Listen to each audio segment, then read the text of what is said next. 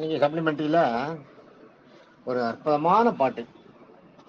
இது வந்து இது வந்து என்னன்னா 9 வயசு குழந்தை எழுதின பாட்டு. 9 வயசு குழந்தை பார்வதி தேவியால பால் ஊட்டி வளர்க்கப்பட்ட குழந்தை. அந்த குழந்தை பாடின பாட்டு. அந்த குழந்தை யாருன்னா திருஞான சம்பந்தர்.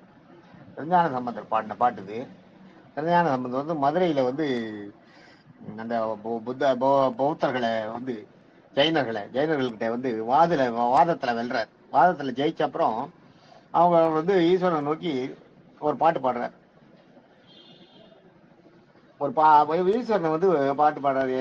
அவ சொல்லுவா, நீங்க எல்லாத்தையும் ஜெயிச்சுட்ட உடனே சில ஜெயினர்கள் வந்து சைவத்துக்கு மாறிடுறாங்க. மாறிடும் போது உங்களுக்கு வந்து நம்ம கிட்ட வந்து அவர்கிட்ட வந்து சரணடைஞ்சு அவன் சைவத்துக்கு மாறிடுறாங்க. திருஞான சம்பந்தரை ஏத்துக்கிறாங்க.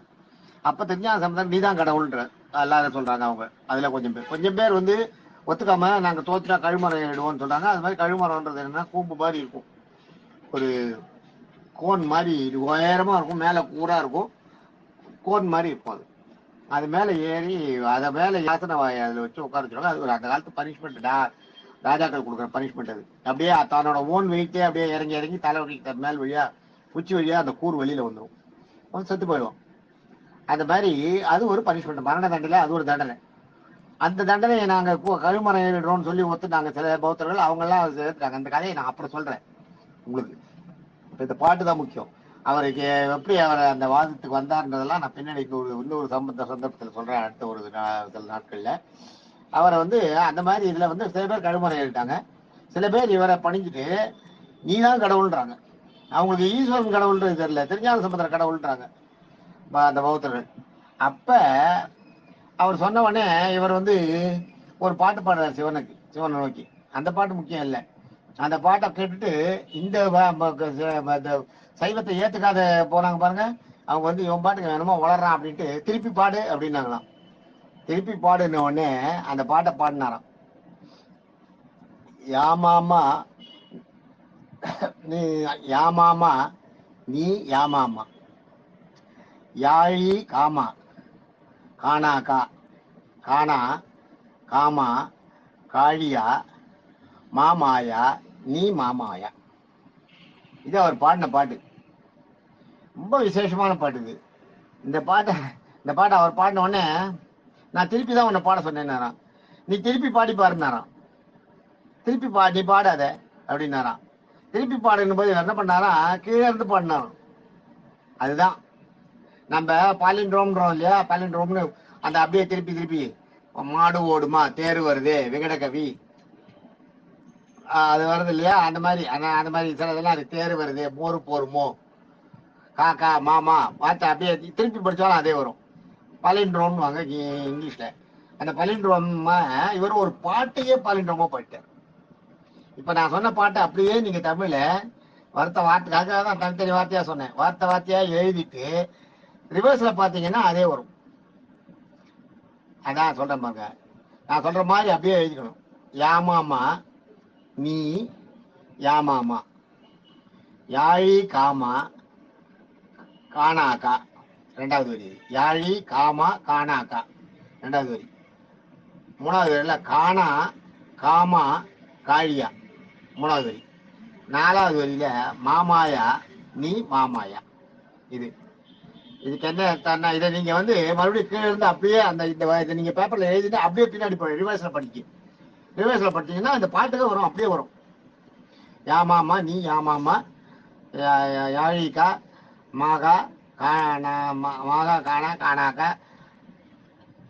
மாகா யாழி யாமாமா நீ யாமாமா கரெக்டா வரும். அப்படியே நீங்க அதை எழுதிட்டு அப்படியே ரிவர்ஸ்ல படிச்சீங்கன்னா இதே வரும். ஒவ்வொரு எழுத்தா ரிவர்ஸ்ல படிக்கலாம். ஞாபகம் வச்சுங்க, எழுத்தா படிக்கலாம். எவ்வளவு கஷ்டமான விஷயம் இது. இதை எழுத்தா ரிவர்ஸ்ல படிச்சுன்னு போகலாம். ஒவ்வொரு எழுத்தா நீங்க அந்த கடைசி எழுத்துல இருந்து ஒவ்வொரு எழுத்தா எழுதின்னு வந்தீங்கன்னா இந்த பாட்டு மறுபடியும் அதே பாட்டு வந்துடும். எந்த காலத்துல திருஞான சம்பந்தர் காலம் என்ன, அந்த காலத்துல அவர் பாடியிருக்காரு. இதுக்கு என்ன அர்த்தம்னா, யாமாமான்றதுக்கு வந்து யாமாமான்றது வந்து யாமாமான்னா யாம்னா நாங்கள் தான் ஜீவன்கள், நாங்கள். ஆமான்னா கடவுள். ஆமான்றது கடவுளுக்கு ஒரு பேரு. ஆமாமா. ஆம் ஆம் ஆம்னா கடவுள். ஆம் அப்படின்னு. நாங்களெல்லாம் கடவுள் ஆக முடியுமா? கடவுள் ஆமாமா. ஜீவன்களாகிய நாங்கள் கடவுளாக முடியுமா அப்படின்றத. நீ ஆமா, நீ ஆமா மா. இதுல நீ ஆமான்னா நீ கடவுள், நீயே கடவுள். மான்னா பெரிய, நீயே பெரிய கடவுள்னு அர்த்தம். நீ ஆமாமா. அப்புறம் வந்து யாழி, யாழி போடணும், மேல ஈன்னு எடுத்துக்கணும். யாழின்னா யாழின்னு இருக்கிறதுல வந்து உங்களுக்கு என்னன்னா அந்த யாழின்னா யாழின்ற இசைக்கருவி. யாழின்னா யாழியை உடையவன், யாழியை இசைப்பவன், இசைச்சுன்னு இருக்கவன் அர்த்தம். யாழின்னா யாழியை இசைச்சுன்னு இருக்கவன் அர்த்தம். யாழியை இசைச்சுன்னு இருக்கவன்னா நீங்க சாதாரணமா ரோட்ல உப்பு கூறணும் பார்த்தா ரொம்ப உப்புன்னு கூப்பிடுறோம் இல்லையா, அந்த மாதிரி இது. அது மாதிரி காய்கறி இருக்கிறவன காய்கறின்றோம் இல்லையா, அவன் வெங்காயம்ன்றான் வெங்காயம்னு கூப்பிடுவோம் நம்ம அவனை. அவன் வெங்காயமா அவன் பேரு அப்படி கிடையாது. ஆனா அதை வச்சு அதை அவன் அந்த தொழிலை செய்யறான். அது மாதிரி இவர் யாழின்றது வந்து யாழை இசைச்சுன்னு இருக்காராம். அதனால யாழி, யாழி காமா. யாழி காமான்றது அனைவரும் விரும்பத்தக்க அழகானவன் அர்த்தம். காமான்னா ஈர்க்கக்கூடியவன் காமா. அடுத்தது கான் நாகா. கானாகான்னு இருக்கும். அதுல நீங்க வந்து கான் நாகான்னு படிச்சுக்கணும், அதை பிரிச்சுக்கணும். கான் நாகான்னா அனைவரு கண்களுக்கும் தெரியும்படியாக நாகத்தை அணிந்து கொண்டிருப்போம்னு அர்த்தம். கான் நாகா, கண்களுக்கு தெரியும்படியா நாகத்தை அணிஞ்சிருப்போம்னு அர்த்தம். கான் நாகா. அடுத்தது வந்து கானா காமா இருக்கு இல்லையா, கானா காமா மூணாவது வரியில ஃபர்ஸ்ட். கானா காமான்றது, காணான்றது ஒரு வார்த்தை, காமான்றது ஒரு வார்த்தை. இதை நம்ம மூணா பிரிச்சுக்கணும். கானா கா மா அப்படி எடுத்துக்கணும். காணான்னா காண முடியாத, கான்னா கால், மான்னா கை. காண முடியாத கைகால ஏழை உடையவன் எடுத்துக்கலாம். மிகப்பெரிய உருவம் உடையவன். அதனால உங்களால கை காலத்தை பார்க்க முடியாது, தெரிஞ்சுக்க முடியாது. உருவமற்றவன், உருவமே இல்லாத அப்படியே பெருசா பொங்கி ஓங்கி நிற்கிறவன். அந்த மாதிரி நிற்கும் போது உங்களுக்கு வந்து கை எங்க கால் எங்க எதுவும் எங்க இருந்தே கண்டுபிடிக்க முடியாது. அதனால காணா காமான்னா கை காலைகளை காண முடியாத கை கால்களை உடையவன் அப்படின்னு அர்த்தம். காணா காமா. காழியா, இந்த இடத்துல இழி, இந்த ரிவர்ஸ்ல வரும்போது இந்த அந்த யாழியில வர இந்த இழி இங்க வந்துடும். அதனால யாழி காழியா, காழி அது போடணும். காழியான்றது இந்த இடத்துல அப்படிதான். காழியான்றதுனா சீர்காழியில இருக்க தோணியப்பட்ட சன்னதி. சீர்காழியில தோணியப்பட்ட சன்னதி. நாங்க எங்க குரூப் நான் சொன்னேன், ரங்கநாதன், விஜயகுமார், பேர் ராகுல், நான் 4 பேரும் அதுக்கு போயிருக்கோம். அந்த கோயிலுக்கு போயிருக்கோம். தோணியப்பர் கோயில் பேரு. மேல படி ஏறி போகணும், 2 மாடி மேல. பாடிலாம் இல்ல, அது ஒரு இது மாதிரி போகும்.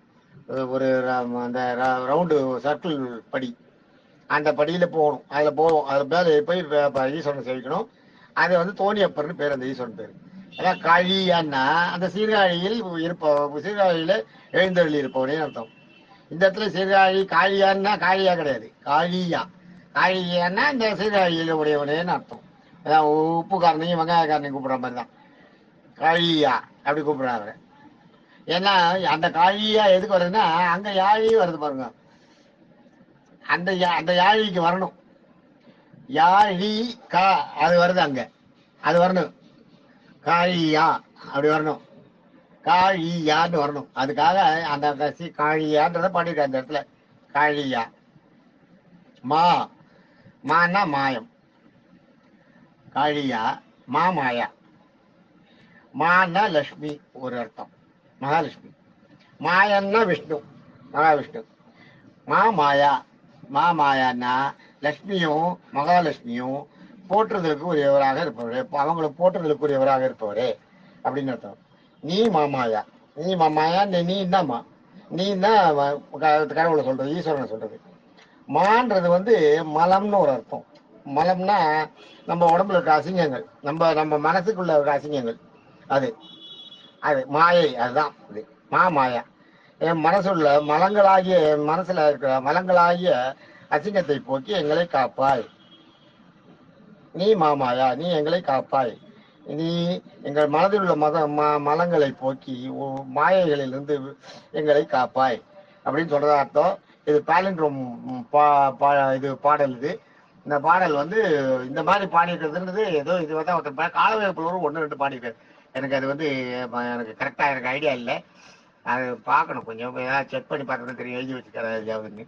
இது எனக்கு தெரிஞ்சு இந்த ஒரு பாட்டுல இது மாதிரி அப்படியே புல்லா ரிவர்ஸ்ல வர்றதுன்றது இதுதான். ஃபுல்லா எழுத்துக்கு எழுத்து, வார்த்தைக்கு வார்த்தை வர்றது வேற, எழுத்துக்கு எழுத்து ரிவர்ஸ். அப்படியே நீங்க எழுதிட்டு இந்த பாட்டை நான் சொன்ன மாதிரியே எழுதிட்டு மறுபடியும் அப்படியே திருப்பி அப்படியே எழுதினீங்கன்னா வரும் கரெக்டா.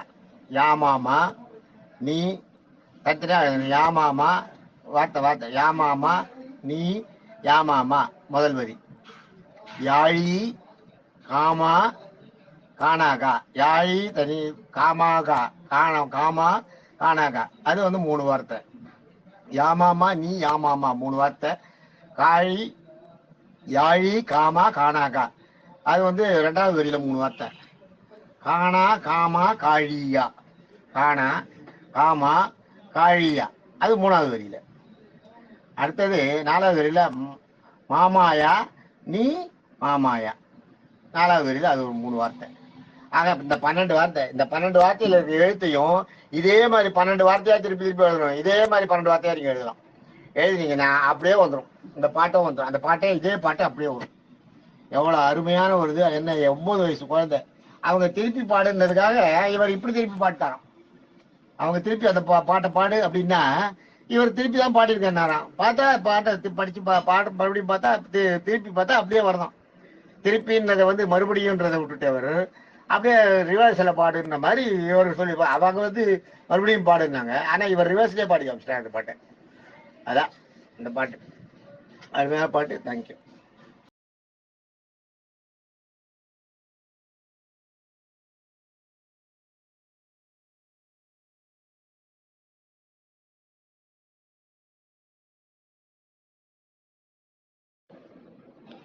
இல்ல உங்களுக்கு இந்த தெரிஞ்சாதான் அந்த பாடினது இல்ல, அதுல தமிழ் இலக்கண பிழை இல்லாம இருக்கு. அந்த காலத்து பாட்டெல்லாம் இலக்கண பிழையோட எழுதினா அதை பாட்டாவே எடுத்துக்க மாட்டாங்க, தூக்கி கீழ்ச்சி போட்டுருவாங்க. அதனால தமிழ் இலக்கண பிழை இல்லாம எழுதியிருக்காரு திருஞான சம்பந்தர். அதுதான் விசேஷம் இந்த மாதிரி ஒரு பாட்டை. தேங்க்யூ.